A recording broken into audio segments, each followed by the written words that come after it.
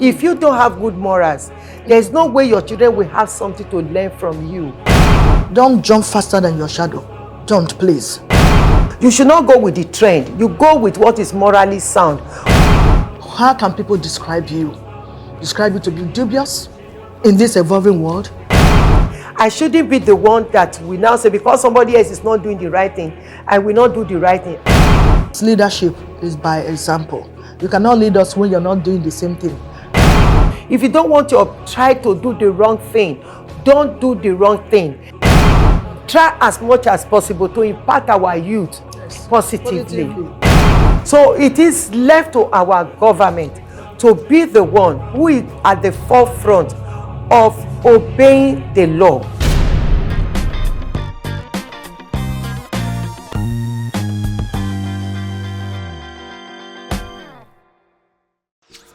You're all welcome to this program and Healy's Talk Show. Many thanks to God. Vivid View. Say and do it.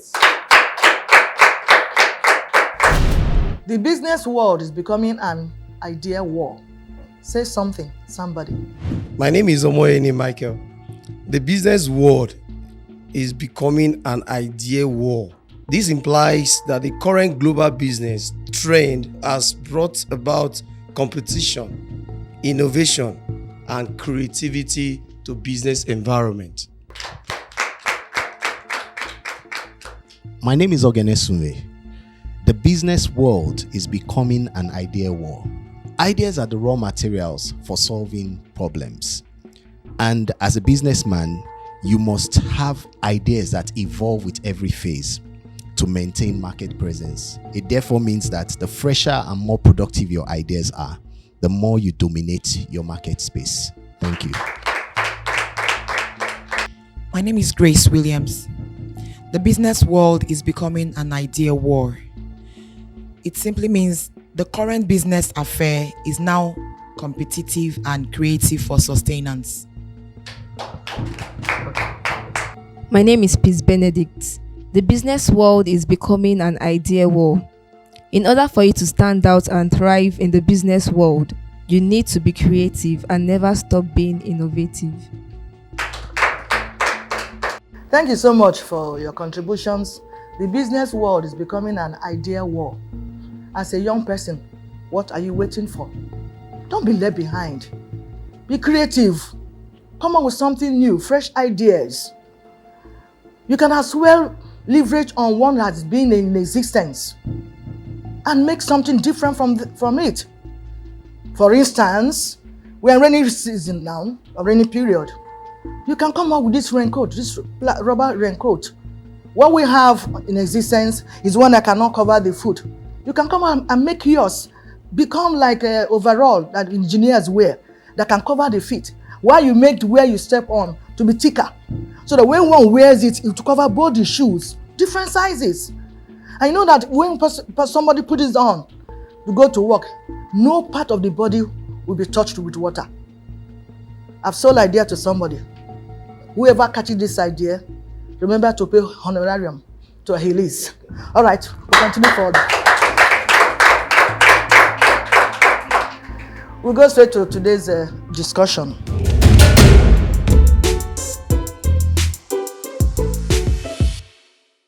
Everyone, most especially the young people, must learn to abhor evil and cleave to the right, even as to pursue our daily bread. Moral rectitude in an evolving world is the topic for today's discussion. We'll go for a short break, and when we come back, the guest will introduce. Please stay with us. Vivid View. Say and do it.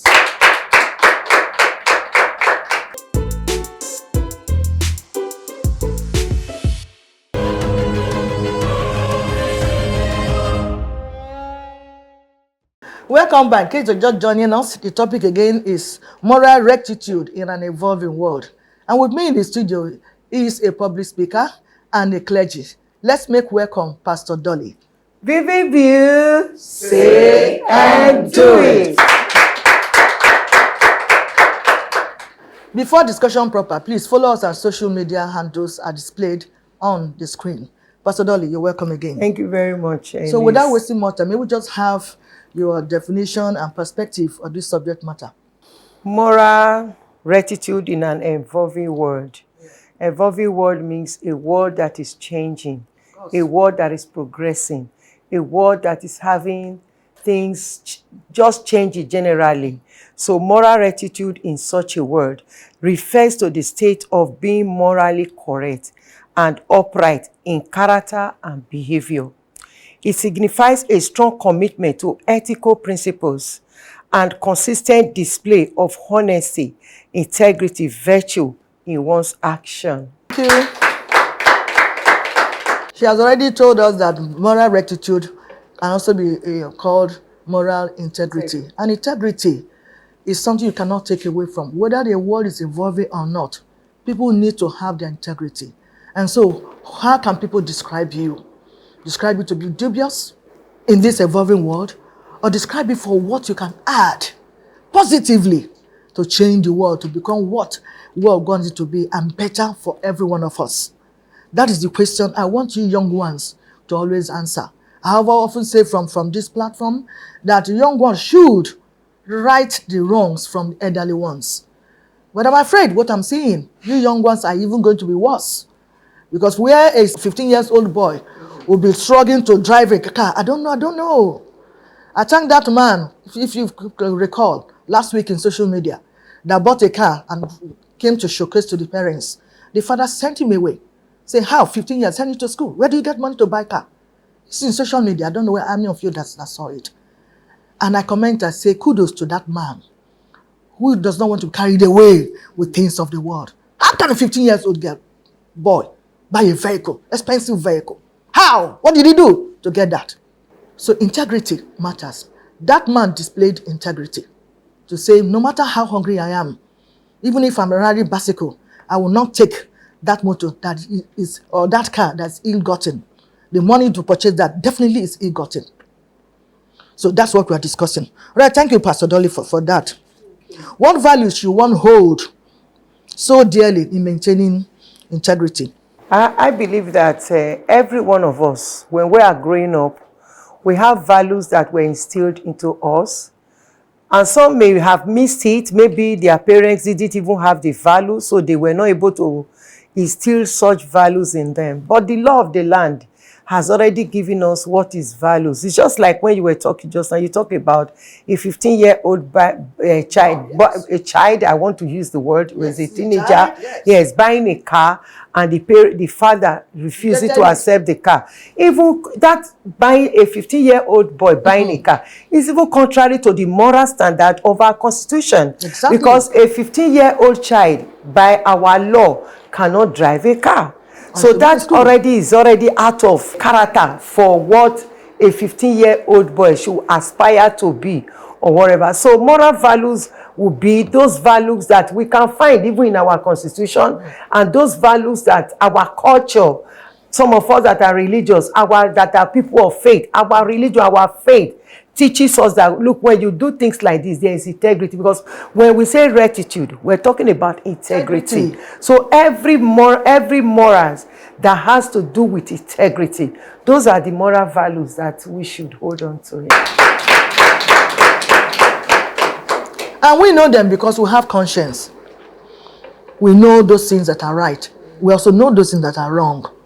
Perhaps we just had in our heart to do the wrong thing. But you know there's always consequences for everything. It may not, the effect may not take place immediately. But over time, the Bible has already said that whatever you sow, you will reap. So let's strive to hold it to morals. I address the youth particularly because you have the power, the energy to do anything. All these elderly people that send you to go and kill you to do this and that, you are the one that God will hold responsible more because you carry the evil act. You stain your hands with blood because of money. We meet money here. We also die and leave money. We just buried our former president. Was he going to bury with any money? So let us learn, youth. Don't jump faster than your shadow. Don't, please. No matter the distractions around you, don't jump more than yourself. All right, we'll take a break now. Vivid View. Say and do it.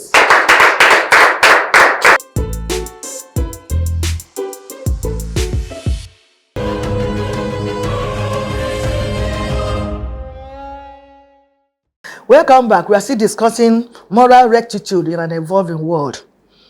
Is it advisable to compromise moral values for personal gains or interest?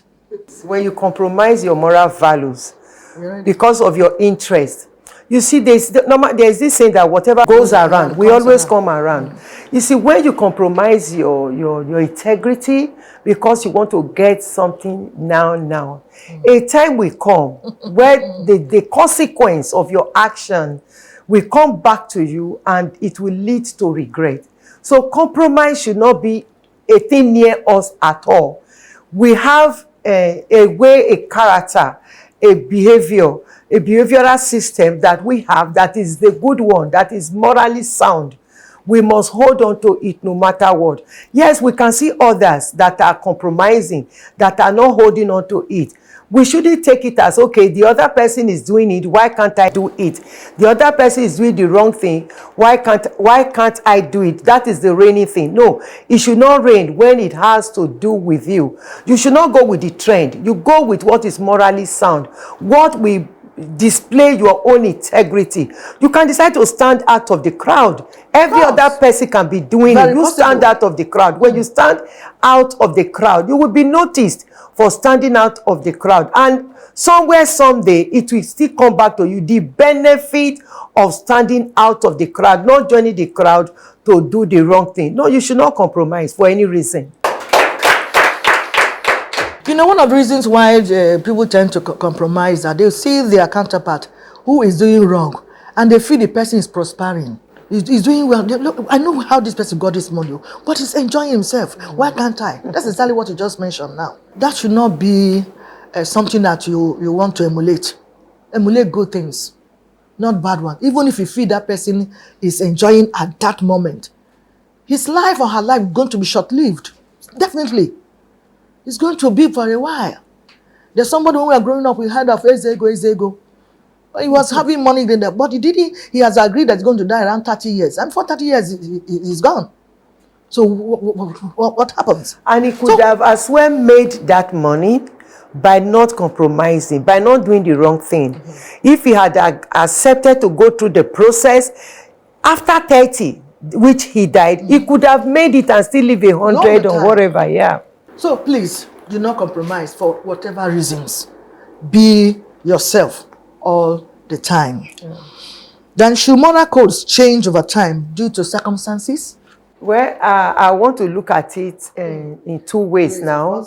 In the sense that if you had a moral code, which for you, the society you live in at that time, that moral code was sound, was righteous, has integrity in it, in that very society.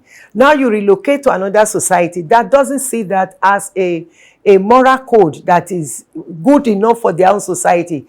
In that case, you are going to conform to the constitution, to the laws of that place where you dwell in. There can be a shift, but the shift will not be from good to bad. Remember, what you were doing is good, but you are in a society that felt it can be done in a better way, and you still get the good result. Yes, you can now go to that society and agree with what is happening in that society. That doesn't mean you have compromised or you have changed. You know, your way of being, having integrity, being righteous, doing the right thing. So there is no reason for you to compromise it, not to change, except it is the law of the land which you now dwell that says you have to do it this way. Yeah. Okay. So how does cultural belief influence our moral standards or rectitude? Cultural belief. I want to marry that with religious belief. Yes. It can affect and it can influence our moral rectitude, our moral integrity. For instance, I am a Christian.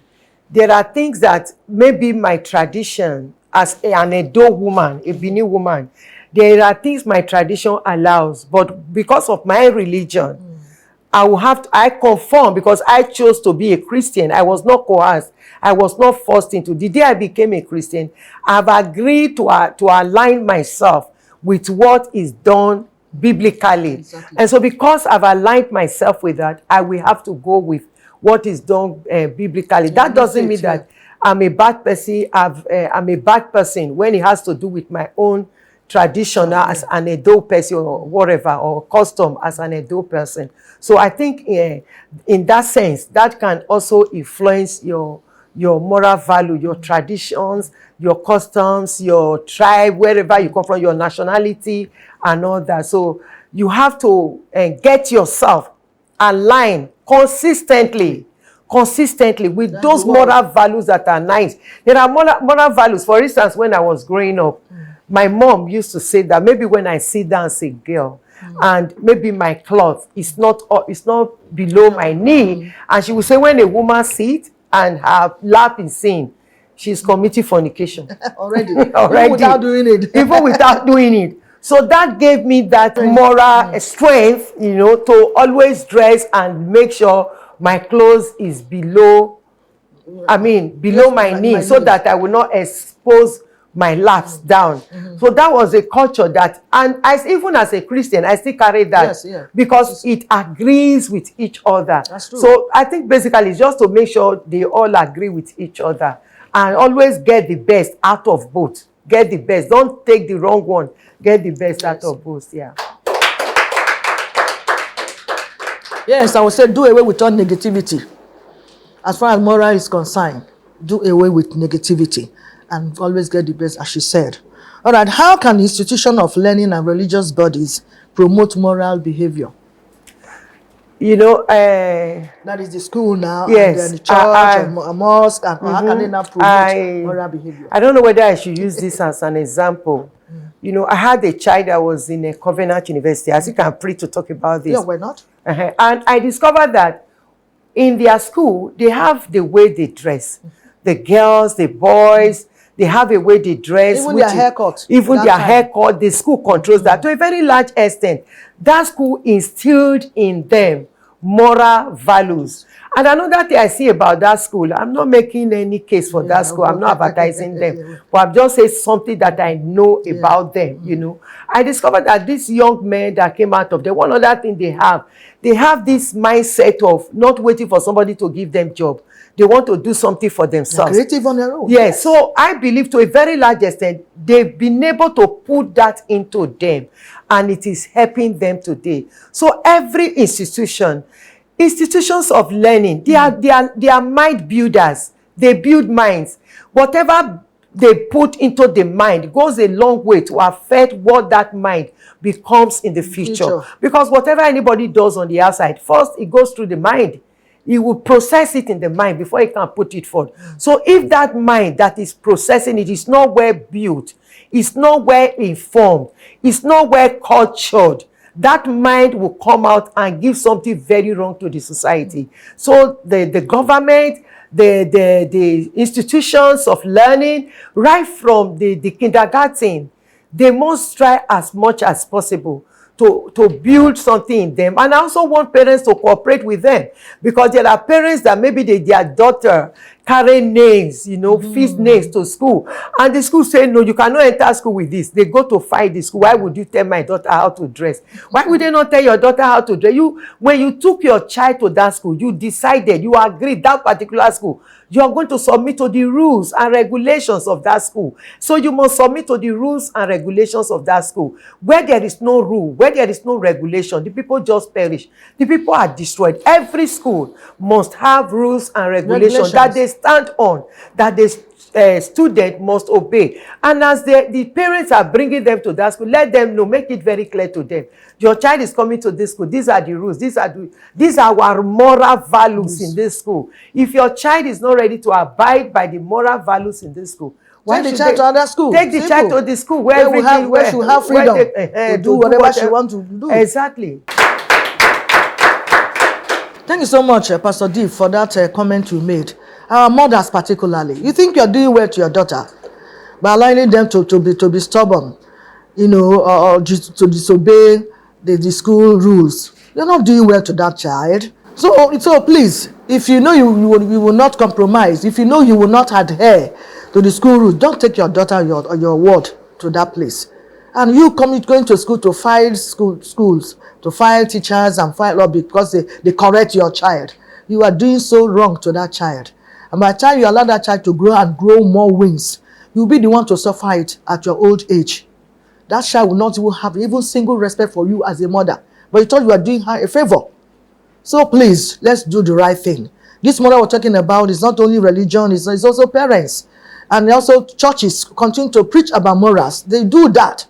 It's no longer for us or for churches also or monks to live preaching about morals and don't talk about prosperity. You are going to be a millionaire tomorrow. Oh yes, I claim it. No. Let's still teach morals. Because when we get these morals, then it will take us far in the society where people can vouch for you. When something can happen, I say, no, was that person there? No, I don't think she will do that. And eventually, you didn't do that. Why? Because they have seen the kind of behavior you portray. And so, let it be so. Government help us too in schools to inculcate these morals. Let's have some teachers and counselors in school that will teach these children more and more how to behave. So that when they leave the four walls of the school to the world, they'll be able to adjust. They'll be able to, to live with those that are going to meet outside the school. It's so important. We'll take a break now. Vivid View. Say and do it.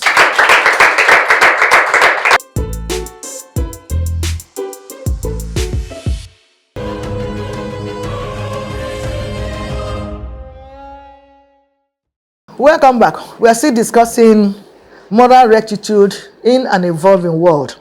And this takes me to the last question from this side. What role should the government play in promoting morality? I think the government is supposed to be our compass. It's supposed to be our lawmakers, our law enforcer, and our laws implementer. So if they are occupying that position, people that we elect to be in that position, they have a duty to us. And that duty is to give us an example to follow. Because they are like parents in our homes. The role of parents is the same thing with the role of those who have the rule over us. Yes. Our government, those who govern us. They are to live as an example for us. The laws they make should not be for us alone. It should be for them. If they make laws, and at the end of the day, in implementation of the law, it is only the citizens that are, when they break the law, that are made to face the wrath of the law. It's not going to work because everybody is going to just live the way they like. Them on the government side are untouchable. Yes. That is not right. Yes. So in that sense, there's no way it will become a lawless people because they are the ones we are looking onto. When they break the law, they won't even have the courage to hold us with the law because they are breaking the laws. So it is left to our government to be the one who is at the forefront of obeying the law, of working in line with the laws of the land. The law is not, like the Bible says, the law is not there to hate anybody, to hate on anybody, or to destroy anybody. The law is there for the good of every one of us. So in other words, if we obey the law, if we do what is right, we're helping ourselves. In a society that where you have to, I think I can say this here. Some time ago, some people came to my own boutique and they were like, I erected a new signage, and they were like, if I just give them a little thing, I will not be made to pay, the normal yearly money that I'm supposed to pay. Funny enough, when they were coming, they came with a receipt that like a booklet, a receipt book, something with the account number of their office on it. So while the guy was still talking to me, I picked up my phone. He didn't know I was doing something else. I checked the amount that was supposed to be sent, and I sent it to that office. Direct. I sent it to the office direct, and I showed him that, look, I paid. He was shocked. I said yes, because if I don't pay, you don't pay. What money are we expecting them to use to tar road for us? What money are we expecting for them to use to do things for us? By the time I was done talking to, I said, people like you are destroying you are the one destroying Nigeria. It's not those in authority. Exactly. You are the one destroying. Oh, we know the money they are collecting, according to him, might not even get to where they will use it to work for us. No. It is not of me to judge that. I will do what I have to do. What is right for me to do, the right thing for me to do. They will be judged for not doing the right thing. I shouldn't be the one that we now say, because somebody else is not doing the right thing, I will not do the right thing. Of course, when I finished talking to him, he apologized to me that he was very sorry. He wasn't going to do that again. I hope he doesn't go to do that again. But what am I talking about? Those in authority. And in fact, every one of us too, every opportunity we have, let us do what is right. Don't wait for those there. If they are not doing the right, there is a time of reckoning. There is a time of, if God don't hold them responsible, he will definitely hold their children responsible for destroying the nation.